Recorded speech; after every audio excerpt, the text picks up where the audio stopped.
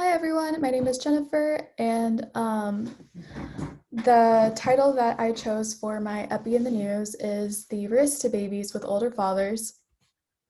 A little introduction is that there has been a steady increase in older fathers in the United States. The percentage of all births in the US to fathers aged more than 40 has doubled since the 1970s. High number of male germ cell divisions in aging fathers has been proposed to increase the risk of autism, genetic abnormalities, psychiatric morbidity, and neoplasia in offspring. There have been recent studies surrounding this topic, and they have suggested a potential paternal effect on perinatal morbidity. One common explanation that arose was from the epigenetic changes that occur within spermatocytes, specifically modifications to histone and DNA methylation in spermatoza of older men. These alterations that occur in this region of the genome are responsible for diseases that can occur in their offspring. Disruption of histone methylation in developing male germ cells might be a precursor to apparent embryonic and placental development, and studies suggesting that paternal imprinting of aging could affect both fetal growth and maternal health during pregnancy. So I know that's a lot of biology, but here I inserted an image.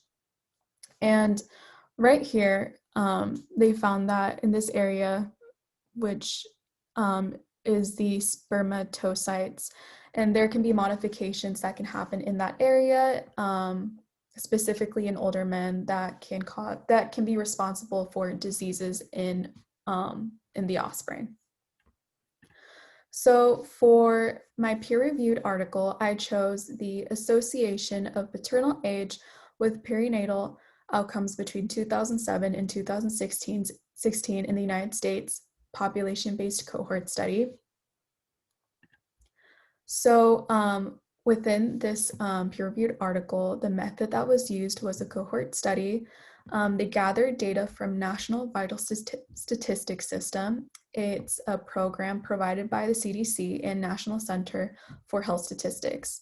A total of 40,529,905 live births between 2007 and 2016 were evaluated. And so from the National Vital Statistics System, they extracted all available demographic variables, including age, race, education, marital status, smoking history, and access to care. Paternal age is obviously the focus, so they were categorized into 10-year intervals. So men who were 25 and younger, 25 through 34, 35 to 44, 45 through 54, and 55 and older.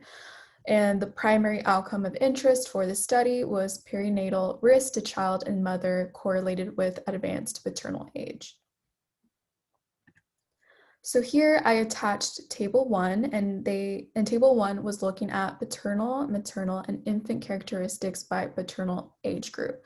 So here you can see how they divided the paternal age, and here are the characteristics.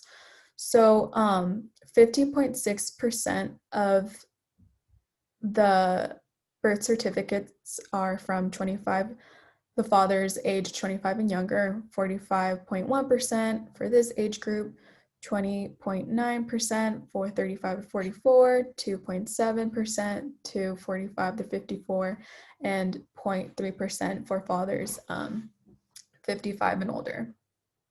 So for this table, I wanted to mostly focus on infant characteristics. So where I wanted to focus was starting with premature birth, which is less than 37 weeks. 11.8% of the babies from 25 years and younger, fathers who were that age group, had premature births.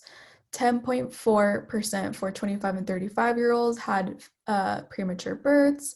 And you can see that there is a steady increase, and going on to the 55 years and older, 16.1% were premature. Same thing goes with low birth weight.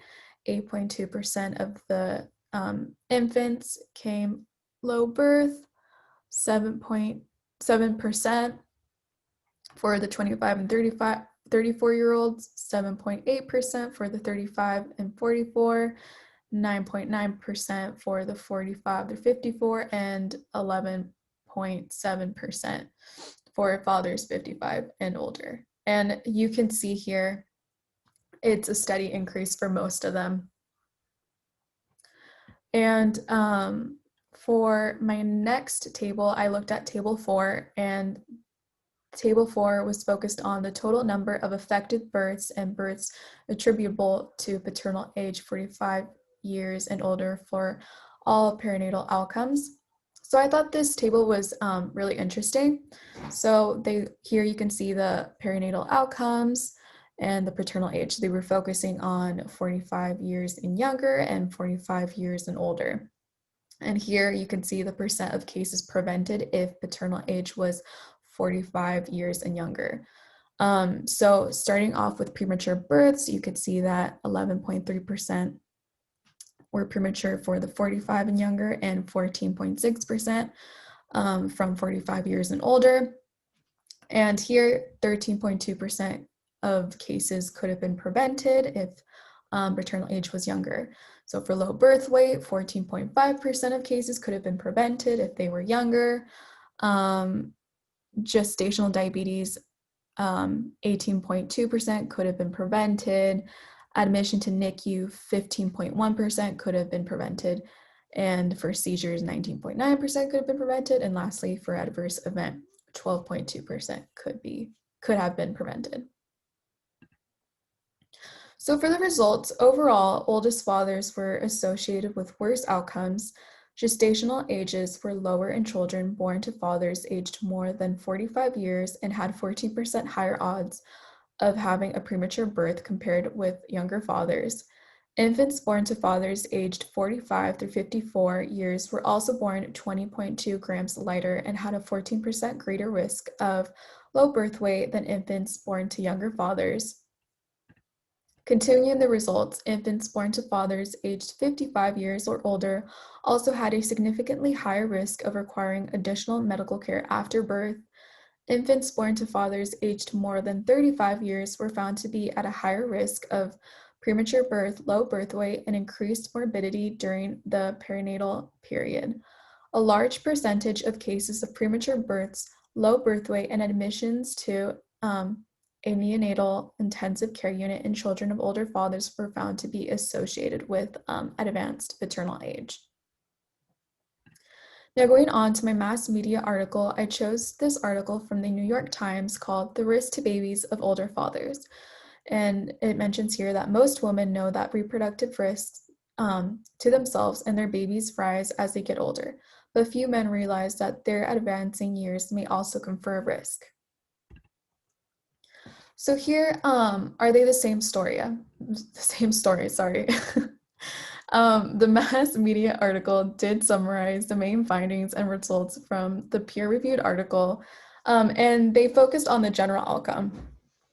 The differences between the two is that the mass media mentioned 2 other studies in their results, so it wasn't just focused on the peer-reviewed article that we just went through. And the main idea was more about education and awareness on reproductive age for men. So overall, the mass media gave a good general summarization of the study, and also mainly just talked about spreading more awareness.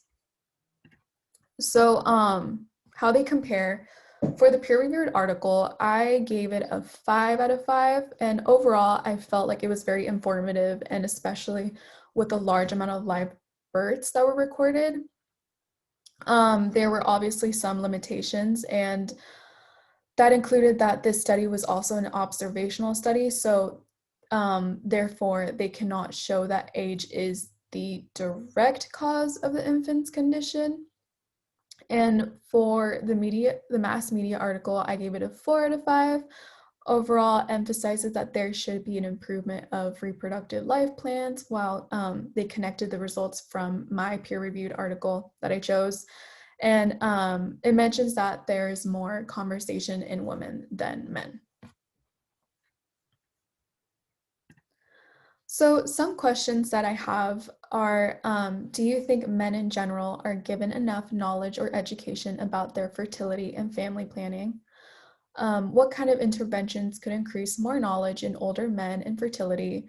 Do you think there should be an age limit on when to start a family? Why or why not? And do you think lifestyle can improve fertility? And that is all for my presentation. I hope you guys learned something new and enjoyed this topic. Thank you so much.